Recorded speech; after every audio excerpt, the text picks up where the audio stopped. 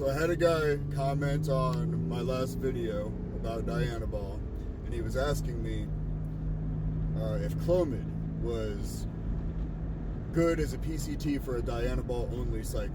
Now, the first thing I'm going to say is I wouldn't run Dianabol by itself. Now, it is derived from testosterone, but it will fuck up your natural production. So, my advice, honestly, is to run a low level of testosterone with it, a couple hundred per week. And to make sure that you administer those dosages as often as possible just to maintain like a healthy equilibrium. Now, Clomid, yes. Clomid would be just fine to run as a PCT. I personally, from speaking with an endocrinologist who got me on TRT originally, it was stated that, they've got me on clofamine all the time. So I don't need to take Clomid or anything like that. And clofamine, Clomid, it all basically does the same thing. So your testicles are responsible for the production of testosterone in your body, and your pituitary gland is responsible for the regulation of that testosterone production, basically to tell your body when and how much testosterone to produce. So when you put things into your body that unnaturally elevate your levels of testosterone, it's going to send a signal from your pituitary gland to your testicles saying like, hey, we didn't authorize this production, we need to pull it back, halt production. And then you'll notice like your balls will shrivel up. Clomid and clofamine citrate, things like that, they will keep those testicles full by blocking that signal from the pituitary gland to the testicles, basically telling the pituitary gland it's fine, don't worry about it, nothing to see here, continue as you were.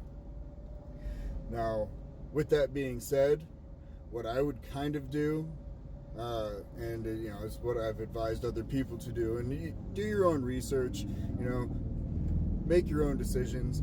But I personally, I would start taking the Clomid maybe 2 weeks before starting the Dianabol. And one of the main reasons that I would do that is because it takes time for that shit to really build up in your system, and then, you can kind of monitor the size of your testicles, and you can up the dose if you need to stop those balls from shrinking up too much, because that's really what's going to damage your natural production. You let your balls shrink too much, they hypertrophy to a certain extent, and they're damaged. You know what I mean? Can they come back? Absolutely. But you can also prevent that from happening altogether by simply taking the Clomid throughout your cycle. And then when you finish your cycle, continue taking the Clomid for a couple months. That is probably going to be my best advice for you when it comes to taking Clomid as a PCT for a Dianabol cycle. Again, though, I really would not run Dianabol by itself. I wouldn't run anything by itself. I think that all anabolics should be run with a testosterone base.